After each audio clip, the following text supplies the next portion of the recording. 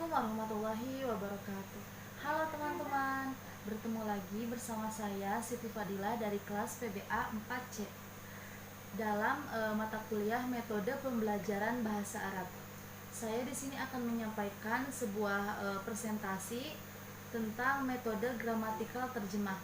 Adapun pembahasannya itu ada 5. Apa aja sih?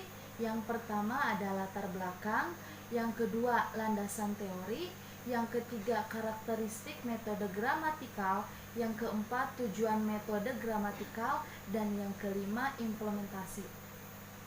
Ayo kita simak baik-baik tentang pembahasan tersebut secara terperinci dan secara detail.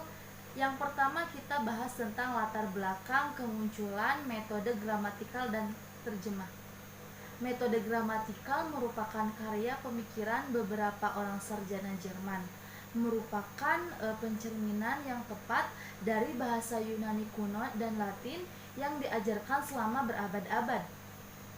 Metode ini juga merupakan gabungan dari metode gramatika dan metode terjemah, yaitu dengan mempelajari bahasa asing yang menekankan kepada qawaid atau kaidah-kaidah bahasa untuk mencapai keterampilan membaca, menulis, dan menterjemah.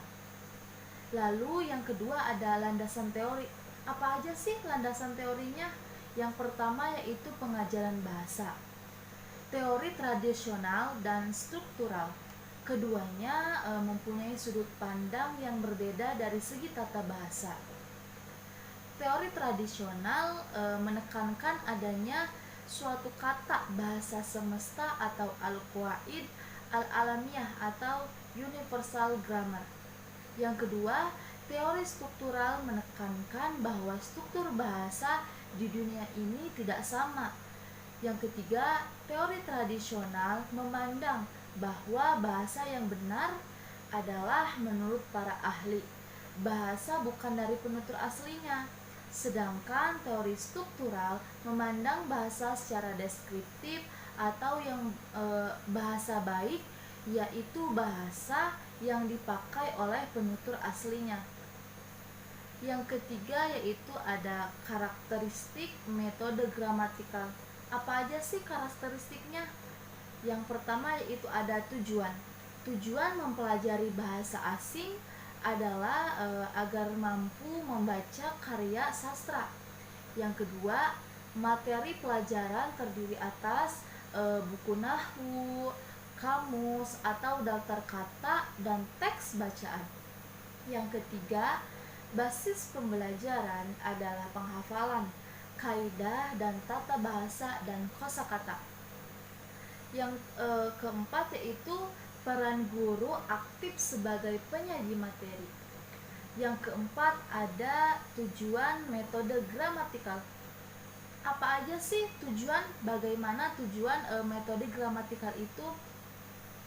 Menurut Al-Naqoh dalam buku Metodologi Pembelajaran Bahasa Arab adalah agar para pelajar pandai dalam menghafal dan memahami tata bahasa, mengungkapkan ide-ide dengan menerjemahkan bahasa ibu dan bahasa kedua ke dalam bahasa asing yang dipelajari dan membekali mereka agar mampu memahami bahasa asing dengan menerjemahkannya ke dalam bahasa sehari-hari ataupun sebaliknya.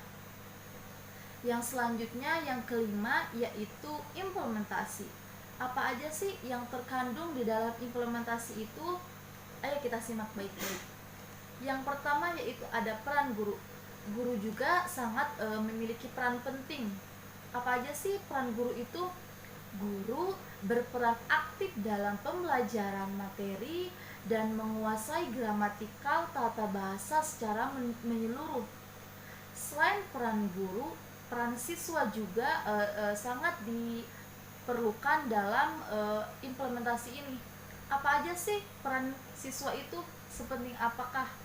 Jadi peran siswa yaitu siswa berperan sebagai peserta didik yang menerima materi secara pasif. Yang selanjutnya yaitu ada kedudukan materi atau bahan ajar. sebagai penunjang pembelajaran sekaligus relevansi untuk pengajar pada sebuah proses pembelajaran atau thoriqoh qawaid wa tarjamah. Bagaimana untuk pembahasannya? Mungkin teman-teman dapat memahaminya. Semoga materi ini dapat bermanfaat untuk teman-teman semua ya. Mungkin cukup sekian dari saya, kurang dan lebihnya mohon maaf. Sampai jumpa di lain waktu. Wassalamualaikum warahmatullahi wabarakatuh.